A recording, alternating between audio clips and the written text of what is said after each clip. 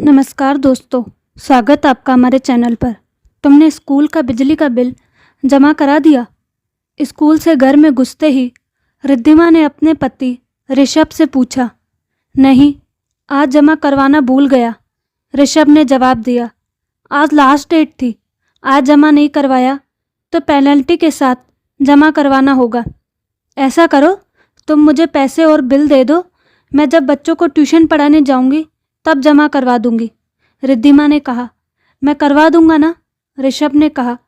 मैं तो अभी जाऊंगी ही, आज झिलमिल को लेकर नहीं जाऊंगी, कल टेस्ट है उसका, तो घर पर रहकर ही पढ़ाई करेगी। तुम आज घर पर ही रुक जाओ, रिद्धिमा ने कहा। तेरे बाप का नौकर हूँ क्या, घर पर क्यों रुकूं? तू रुक जा, ऋषभ गुस्से में बोला।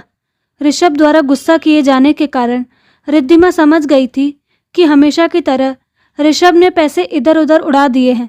अपने गुस्से पर नियंत्रण रखते हुए उसने पूछा, रुक जाती, लेकिन घर चलाने के लिए जाना पड़ेगा। तुम्हारे बाहर घूमने से घर नहीं चलेगा। बिल जमा करवाने के पैसे भी कहीं ठिकाने लगा दिए क्या? तड़ाक, हमेशा की तरह एक आवाज़ हुई। रिद्धिमा फर्श पर गिर गई थी। ऋषभ ने रिद्धिमा को आज फिर चुप कराने और उसके सवालों से बचने के लिए उसे थप्पड़ मार दिया था, जो कि सबसे आसान काम है।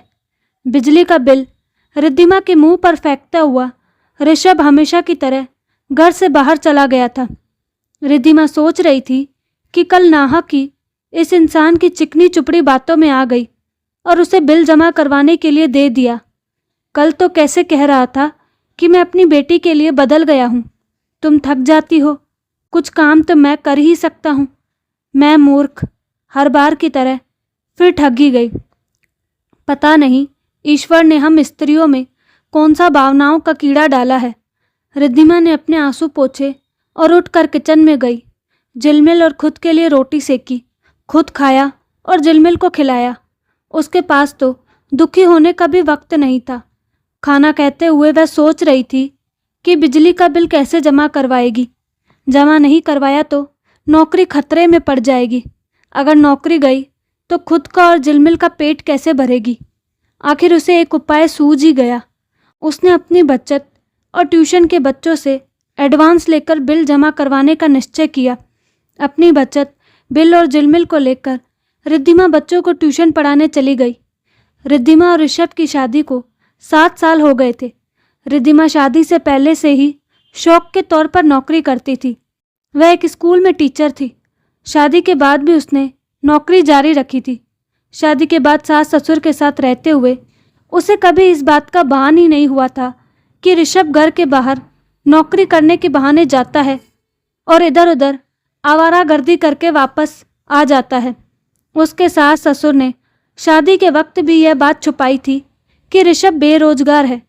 अतः शादी के बाद भी उन्होंने इस बात को छिपाकर रखने का पूरा प्रयास किया था। रिद्धिमा की छोटी मोटी ज़रूरतें उसकी खुद की नौकरी से पूरी हो जाती थी। उसे ऋषभ से कभी पैसे लेने की ज़रूरत ही नहीं पड़ी। शादी के 1 साल बाद ही झिलमिल के आ जाने से रिद्धिमा का पूरा ध्यान झिलमिल पर होने के कारण वह ऋषभ की आदतों से नावाकिफ ही रही। रिद्धिमा के देवर की शादी के बाद कुछ दिन तो सब लोग साथ रहे, लेकिन बहुत दिनों तक साझा चूल्हा नहीं चल सका। तब सास ससुर ने दोनों बेटों को अलग कर दिया। अब उन्हें ऋषभ की आदतों को रिद्धिमा से छिपा कर रखने की ज़रूरत भी नहीं रही थी।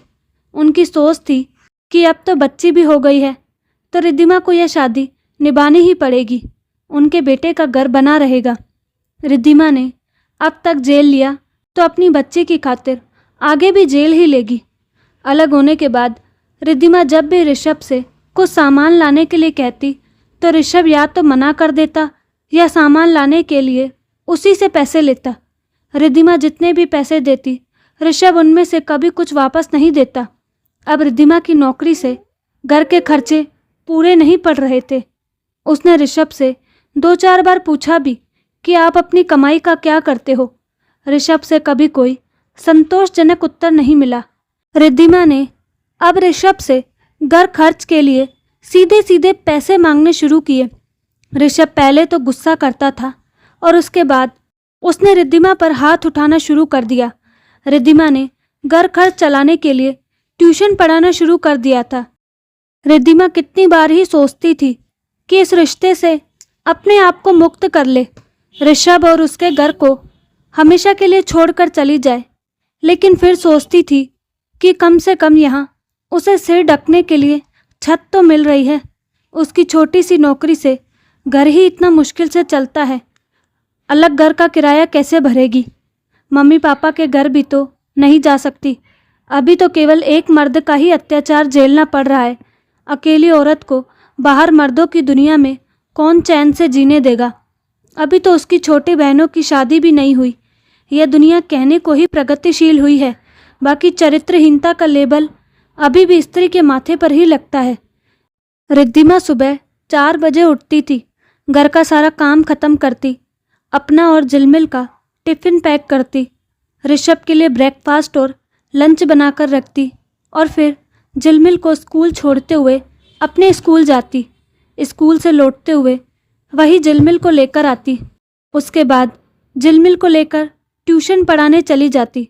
रात को 7 बजे लौटती और फिर रात का खाना बनाती। सारे काम निपटाते निपटाते उसे 10 बज जाते थे। यह उसकी रोज़ की दिनचर्या थी। ऋषभ न तो उसकी घर के कामों में कोई मदद करता, न ही घर चलाने में उसकी कोई मदद करता और न ही झिलमिल को संभालता। अगर समाज की दकियानुसी सोच को ध्यान में रखते हुए कहे तो रिद्धिमा ही घर की मर्द और औरत दोनों थी। सुबह से रात तक काम करते हुए रिद्धिमा बुरी तरह से थक जाती थी। उसका पोर पोर दर्द करता था। बिस्तर पर पड़ते ही उसे नींद आ जाती थी, लेकिन ऋषभ उसे चैन से सोने भी नहीं देता था। अपनी मर्दानगी दिखाने के लिए अपने आप को जबरदस्ती उस पर थोपता था। रिद्धिमा ने ऋषभ को कई बार समझाने की कोशिश की, उसे उसकी जिम्मेदारियों का एहसास दिलाने की कोशिश की, उसे समझाना चाहा कि झिलमिल के खातिर वह अपनी आदतों को बदले, लेकिन डाक के 3 पात ऋषभ में कोई बदलाव नहीं आया। आज फिर ऋषभ ने बिजली के बिल के पैसे उपयोग में ले लिए थे। रिद्धिमा ने अपनी बचत और एडवांस से पैसे जमा करा दिए थे। उसके घर का बजट पूरी तरह से बिगड़ गया था। रिद्धिमा 5 बहनों में दूसरे नंबर की थी। उसकी बहनों की शादी में कोई समस्या ना हो, इसीलिए वह अपने मम्मी पापा को भी कुछ नहीं बताती। रिद्धिमा की जिंदगी ऐसी ही चल रही थी, अपने दर्द को अपने तक सीमित रखकर। रिद्धिमा सबके साथ हंसकर और मुस्कुराकर ही बात करती थी। मम्मी पापा द्वारा पूछे जाने पर कि वह खुश है ना, हमेशा यही जवाब देती, हाँ खुश हूँ। रिद्धिमा की छोटी बहन की शादी होने वाली थी। रिद्धिमा अपने मम्मी पापा के घर थी। रिद्धिमा की मम्मी के सोने के झुमके टूट गए थे। रिद्धिमा ने कहा, मुझे दे दो और मम्मी मैं ठीक करा लाऊंगी। रिद्धिमा की मम्मी ने उसे सोने के झुमके देते हुए कहा कि ठीक है बेटा, तू ही करा लाना, पापा तो व्यस्त है। रिद्धिमा झुमके लेकर अपने घर आ गई थी और उसे अपनी अलमारी में यह सोचकर रख दिए कि कल स्कूल से आकर बाजार जाकर मम्मी के झुमके ठीक करा लूँगी। अगले दिन जब रिद्धिमा ने झुमके निकालने के लिए अलमारी खोली तो झुमके वहाँ नहीं थे। रिद्धिमा समझ गई थी कि ज़रूर यह हरकत ऋषभ ने ही की होगी। उससे उम्मीद नहीं थी कि ऋषभ उसकी अलमारी खोलकर देख लेगा। रिद्धिमा को समझ ही नहीं आ रहा था कि वह क्या करे। मम्मी ने 2-3 बार झुमकों के लिए पूछा, तब रिद्धिमा ने बहाना बनाकर टाल दिया। रिद्धिमा अपनी मम्मी को झुमके लौटाने के लिए पैसे जमा करने लग गई थी। ऋषभ की हरकतों के कारण पुराने उधार तो चुका नहीं पा रही थी, बल्कि उसकी चोरी की आदत के कारण उसकी मुसीबतें बढ़ती जा रही थी। रिद्धिमा को पता ही नहीं कब तक यह सहती रही, क्योंकि उसने भी तो यही सीखा था कि सहनशीलता स्त्री का सबसे बड़ा गुण है। शादी एक पवित्र बंधन है जिसे किसी भी कीमत पर तोड़ा नहीं जा सकता। अकेली लड़की समाज में जी नहीं सकती। यही सब सोचकर वह बोझ बन चुके रिश्ते को ढोए जा रही थी। यह पता नहीं कब तक चलता।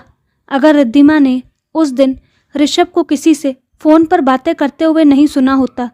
ऋषभ किसी को फ़ोन पर कह रहा था कि बच्ची तो अभी छोटी है, उसका बाद में देखते हैं, लेकिन माँ के तो कम से कम 1 लाख तो चाहिए ही। रिद्धिमा को अपने कानों पर भरोसा नहीं हो रहा था। वह समझ नहीं पा रही थी कि क्या ऋषभ इस हद तक गिर सकता है? क्या वह अपनी पत्नी को बेच सकता है? जब ऋषभ को इस बंधन की इतनी सी भी परवाह नहीं है, तब वह क्यों उसके बारे में सोचे? यह आदमी तो मुझे ही नहीं, अपनी बेटी को भी बेच सकता है। अगर मुझे कुछ हो गया तो झिलमिल का क्या होगा? नहीं, बस अब बहुत हो गया, अब और नहीं। इस मर चुके रिश्ते को अब और बोझ नहीं उठा सकती। एक पत्नी भले ही मजबूर हो, लेकिन एक माँ नहीं, रिद्धिमा ने अपने आप से कहा। रिद्धिमा ने अपने मम्मी पापा को फ़ोन करके सारी बातें बताई। उसकी उम्मीद के विपरीत उसके पापा ने कहा, बेटा अब तक क्यों नहीं बताया तूने? क्यों इतना कुछ सहा? अब तुझे उस घर में रहने की कोई ज़रूरत नहीं, मैं अभी तुझे लेने आता हूँ। नहीं पापा, मैं आप पर बोझ नहीं बनूंगी, रिद्धिमा ने कहा। नहीं बेटी, तू बोझ नहीं है, तेरा इस घर पर पूरा अधिकार है, रिद्धिमा के पापा ने कहा। रिद्धिमा ऋषभ को सोता हुआ छोड़कर झिलमिल को लेकर हमेशा के लिए चली गई और कुछ दिनों बाद उसे डिवोर्स के पेपर बेचकर हमेशा के लिए अपने आप को ऐसे रिश्ते से मुक्त कर लिया था। तो दोस्तों, आपको कहानी कैसी लगी? अपनी राय कमेंट बॉक्स में ज़रूर दें और साथ ही हमारे चैनल को लाइक, शेयर और सब्सक्राइब करना ना भूलें। धन्यवाद।